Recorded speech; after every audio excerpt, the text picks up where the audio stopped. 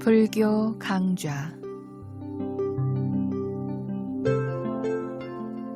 부처님의 향기를 느껴보는 이 시간, 한국명상원 묘원법사와 함께 붓다의 수행법 윗바사나에 대해서 배웁니다.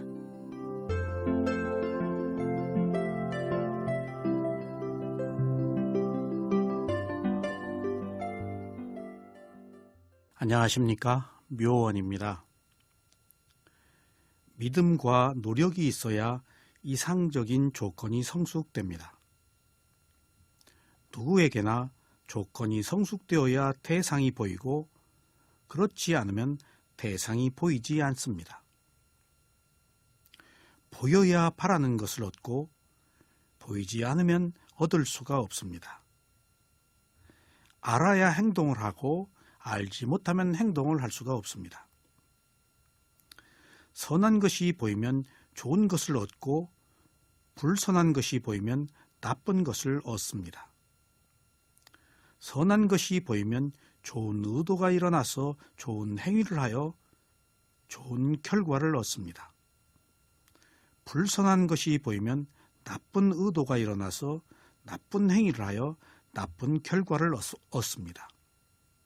그래서 항상 우리는 믿음과 노력이라는 이상적인 조건을 성숙시키도록 해야 합니다. 그것이 바로 수행입니다. 수행자 여러분, 지난 시간에는 세 번째 영역에 대한 분명한 알을 하는 네 종류의 비구에 대해서 말씀드리겠습니다. 첫째, 탁발을 나갈 때 수행 주제를 마을로 지니고 가나 수행처로 돌아오면서는 수행 주제를 지니지 않는 비구입니다. 두 번째는 수행 주제를 지니지 않고 마을로 가나 마을에서 돌아올 때는 수행 주제를 지니고 오는 비구입니다. 세 번째는 마을로 수행 주제를 지니고 가지도 않고 마을에서 수행처로 올 때에도 수행 주제를 지니지 않고 오는 비구입니다. 이것이 가장 나쁜 것입니다. 네 번째는 마을로 수행 주제를 가지고 가고 또 수행처로 올 때에도 온전하게 그 수행 주제를 가지고 오는 비구입니다. 수행자 여러분, 이처럼 탁발을 할 때 알아차리는 상황에 따라 사원에서도 알아차리는 상태가 다릅니다. 실제로 탁발을 할 때 알아차림이 분명하면 사원에 와서 수행을 할 때에도 알아차림이 그대로 유지됩니다. 이처럼 수행을 할 때 움직이면서 하는 수행은 집중력이 생겼을 때 쉽게 흐트러지지가 않습니다. 이처럼 탁발을 나갈 때 비구들의 네 가지 유행에 대해서 오래된 추석서는 이렇게 말하고 있습니다. 탁발을 나갈 때 수행 주제를 마을로 지니고 가나 수행처로 돌아오면서 수행 주제를 지니지 않는 첫째 비구는 수행을 하기는 하는 사람입니다. 그러나 많이 수행을 하지 못합니다. 그는 경행과 좌선을 하면서 해가 떠 있는 온종일 수행을 합니다. 그러나 밤을 3등분 했을 때 밤에 2개의 경에서만 수행을 합니다. 비구들은 밤을 3가지 경으로 나눕니다. 첫째 경, 둘째 경, 셋째 경입니다. 첫째와 셋째 경 동안 비구들은 수행을 하고 두 번째 경 동안은 한밤중에만 쉽니다. 이렇게 비구들은 해가 떠 있는 온종일과 밤의 2개의 경 동안 수행을 합니다. 이 첫째 비구는 해가 떠 있는 온종일과 밤의 2개의 경 동안 수행을 합니다. 아침에 일어나서 수행처에서 해야 될 것들, 숙소를 깨끗이 하고 수행처를 청소하고 물을 나르는 것 등을 합니다. 그는 이 모든 것을 알아차려서 하고 얼마 동안 좌선을 한 뒤에 탁발을 위해서 마을로 나갑니다. 마을로 갈 때 그는 수행 주제를 지니고 갑니다. 그래서 오른발, 왼발의 발걸음과 그리고 탁발을 하는 그 모습 그대로를 전부 알아차리면서 갑니다. 마을에 도착한 후 그는 집에서 음식 공양을 받겠느냐는 질문을 받습니다. 그는 거기서 음식을 먹든지 그것을 바로에 넣어 수행처로 가져오든지 할 수가 있습니다. 마을에서 오는 길에 젊은 비구나 사미를 만날 수 있고 그들은 음식 공양을 한 사람에 대해서 질문을 할 것입니다. 그는 친척입니까? 등 비구는 그들에게 말을 해야 합니다. 그는 음식 공양을 한 사람에 대해서 좋게 말을 해야 합니다. 수행처로 돌아올 때 그는 수행 주제를 지니지 못합니다. 그는 젊은 비구나 사미와 이야기를 하기 위하여 그것을 포기해야 합니다. 그러나 수행처에 도착한 후에는 그는 다시 수행을 합니다. 그는 수행 주제를 지니고 마을로 가나 수행처로 돌아오면서 그것을 지니지 않는 사람입니다. 왜냐하면 돌아올 때 다른 비구와 대화를 하기 때문인 것입니다. 두 번째 비구는 수행 주제를 지니지 않고 마을로 가나 돌아올 때는 수행 주제를 지니고 오는 비구입니다. 다시 말하면 갈 때는 알아차리지 못하고 가나 돌아올 때는 자기의 발걸음을 알아차리고 오는 수행자를 말합니다. 그도 또한 해가 떠 있는 온종일과 밤에 2개의 경 동안 수행을 하는 수행자입니다. 아침에 일찍 일어나서 수행처에서 해야 될 것들을 합니다. 그 얼마 동안 좌선을 하고 수행이 끝난 후 탁발을 하기 위해서 마을로 갑니다. 그는 아주 좋은 소화력을 가졌습니다. 아침에 그의 위가 비어 있어서 소화를 돕는 열이나 액이 위의 내부를 공격합니다. 위 안에 약간의 열이나 뜨거움을 느끼면 그는 수행을 할 수가 없습니다. 마음을 대상에 머무르게 할 수 없는 것입니다.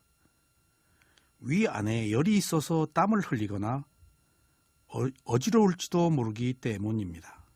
그래서 공양을 받으러 마을에 가는 동안 그는 수행을 할 수가 없습니다. 그는 수행을 포기하고 아마 마을로 빨리 갈 것입니다. 그리고 음식을 받은 후에 그는 마을에 있는 비구들이 앉은 넓은 방에 도착해서 음식을 좀 먹을 것입니다. 음식을 먹었으니 소화를 돕는 액은 위의 내부 대신에 음식을 공격합니다. 그는 평정을 이룰 수 있고 비로소 수행을 할 수가 있습니다. 그는 음식을 먹을 때 집중 수행을 하는 것처럼 먹는 행위와 관련된 모든 움직임을 알아차리면서 음식을 먹습니다. 지금 그의 위에 대해 아주 만족하여 수행의 대상에 더 집중할 수가 있습니다. 그래서 그 수행자는 음식을 먹은 뒤에 수행 주제를 지닌 채 수행처로 갈 수 있는 것입니다. 많은 비구들이 먹는 동안 깨달음을 체험했다고 주석서에서는 써 있습니다. 그들은 음식을 먹는 동안 알아차림을 유지했습니다. 그래서 집중 수행 동안 공양 시간은 수행을 하는 시간입니다. 공양 중에도 알아차리는 수행을 하라는 가르침을 받습니다. 이러한 가르침은 주석서에 여러 군데에 나와 있습니다. 그래서 비구들이 수행할 때 뜨거운 불로 먹지 말라고 합니다. 이는 먹고 싶은 욕망으로 먹지 말라는 말입니다. 저도 미얀마에서 비구 생활할 때 먹는 것에 관한 많은 지적을 받았습니다. 가령 잡채를 흘린다든가 국물을 많이 뜬다든가 오래 씹지 않고 꿀꺽 삼킨다든가 하는 문제들을 지적받았습니다. 그래서 음식을 먹는 것에 관해서 지나친 지적에 대해서 다소는 불편한 말을 드렸습니다. 그랬더니 스승께서는 먹는 것이 모두 욕망으로 먹기 때문에 먹는 것을 알아차리는 것이 욕망을 제어하는 데 가장 좋은 수행이라고 말씀하셨습니다. 그렇습니다. 우리는 먹을 때 욕망을 먹는 것이지 음식을 먹는 것이 아닙니다. 그냥 단순한 대상으로 알고 필요해서 먹는 것이 수행자의 먹는 방법입니다. 주석서에서 말한 세 번째 비구는 조심성이 없이 삽니다. 그는 수행에 대한 욕구도 흥미도 없습니다. 그는 수행 같은 것이 있다는 것조차도 알지 못합니다. 단지 먹고 이야기하고 사람들과 어울립니다. 이러한 비구는 수행 주제를 지니지 않고 마을로 가서 탁발을 모으고 수행 주제를 지니지 않고 수행처로 돌아옵니다. 온종일 온밤 그는 수행을 전혀 하지 않습니다. 그는 수행을 해야 하는 의무를 저버렸거나 수행에 대한 흥미를 잃은 비구입니다. 비구는 이렇게 행동하지 말아야 합니다. 네 번째가 가장 좋은 비구입니다.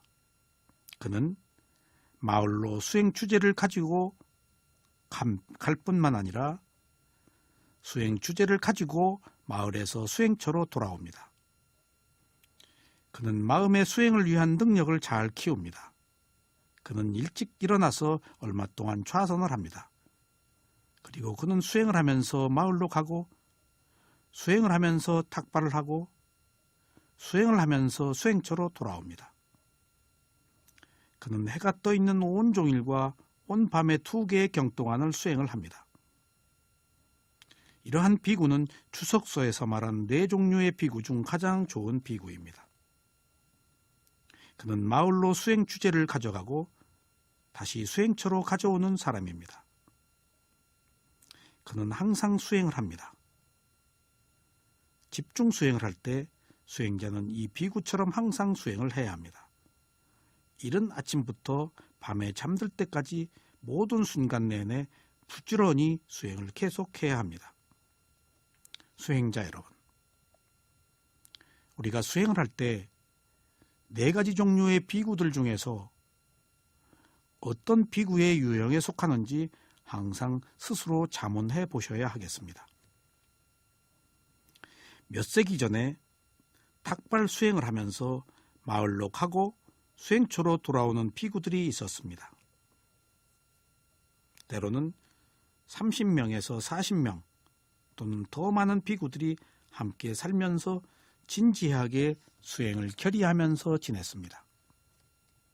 그들은 자신들에게 타이르기를 우리가 비구가 된 것은 채권자에게 시달리거나 왕의 처벌이 무서워서가 아니며 생계를 해결하지 못해서도 아니다. 우리는 윤회에서 그 많은 고통에서 벗어나기를 원했기 때문에 비구가 되었다. 그러므로 우리는 부지런히 수행을 해야 된다고 결의를 다졌습니다. 그들은 수행하기로 결정했고 정신적 번뇌가 일어나면 즉시 그것들을 없애기로 결심했습니다. 예를 들면 걷는 동안 정신적 번뇌가 일어났을 때 그들은 바로 걷는 과정에서 그것을 없애려고 노력했고 그것이 다른 자세로 넘어가는 것을 허용하지 않았습니다. 이들 비구들은 이러한 계율을 계속 실천했습니다. 마음에서 온전하지 않은 생각이나 번뇌를 인지했을 때 비구는 발걸음을 멈추고 그것을 없애려고 노력했습니다. 그것을 성취하지 못하면 그들은 걸음을 멈추었습니다. 그들이 걸음을 멈추면 그들 뒤에 다른 비구들도 역시 똑같이 멈추었습니다. 이렇게 멈추었을 때 비구들은 자신에게 말을 합니다. 다른 스님들도 지금 내가 번뇌를 갖고 있다는 것을 안다. 이것은 나에게 어울리지 않는다. 이 번뇌를 없애도록 노력하자. 그래서 그들은 서서 번뇌를 없애려고 노력했습니다. 서 있는 동안 번뇌를 없애는 데 성공하면 앞으로 나아갔습니다. 그러나 번뇌를 처리하지 못했을 때 그들은 앉았습니다. 그리고 앉아서 그 순간에 그것을 없애려고 노력했습니다. 모든 다른 비구들 또한 앉았습니다. 그런 후 그들은 번뇌를 없앨 수 있고 깨달음을 성취할 수 있다고 자신을 타이릅니다. 이처럼 비구들은 언제나 수행을 해야 합니다. 마을에 갈 때조차 항상 수행 주제를 간직하고 돌아올 때도 수행 주제를 간직해야 합니다. 이처럼 과거의 비구들은 처절한 수행을 했습니다. 물론 요즘 비구들이 단체로 탁발할 때 이렇게 하지는 않습니다. 다음은 네 번째 종류의 비구들에 대한 이야기가 있습니다. 예를 들면 마푸사떼와라는 장로가 계셨습니다. 이 스님은 수행 주제를 오고 갈 때 모두 알아차리는 계율을 실천했습니다. 이것은 마을을 갈 때에도 수행처로 돌아올 때도 수행을 하면서 걸었다는 뜻입니다. 그는 19년간 수행을 했습니다. 마을로 가면서 또는 돌아오면서 알아차림이 없이 어떤 행동도 하지를 않았습니다. 만약 그가 가면서 알아차리지 못했다면 알아차리지 못한 순간부터 다시 되돌아가서 알아차림을 시작했습니다.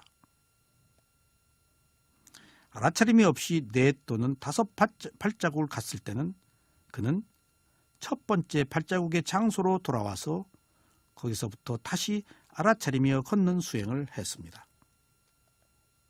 이때 들에서 일하는 시골 사람들이 그를 보고 그가 길을 잃거나 무엇을 잃어버린 줄 알았습니다. 그래서 스님에게 물었습니다. 그러나 그 스님은 그들에게 어떤 주의도 기울이지 않았습니다. 그는 기대에 어긋남이 없는 수행을 했습니다. 20년째 되는 해 그는 아라한과를 성취했습니다. 그는 언제나 수행을 했습니다. 마을로 갈 때 수행 주제를 지니고 가고 수행 주제를 지니고 수행처로 돌아왔습니다. 일반적으로 비구들은 마을로 가면 말을 하지 않습니다. 그러나 법에 대한 질문이나 격이 없는 질문을 받으면 대답을 해야 합니다. 오직 그때만 필요한 말을 하지 다른 때에는 말을 하지 않습니다.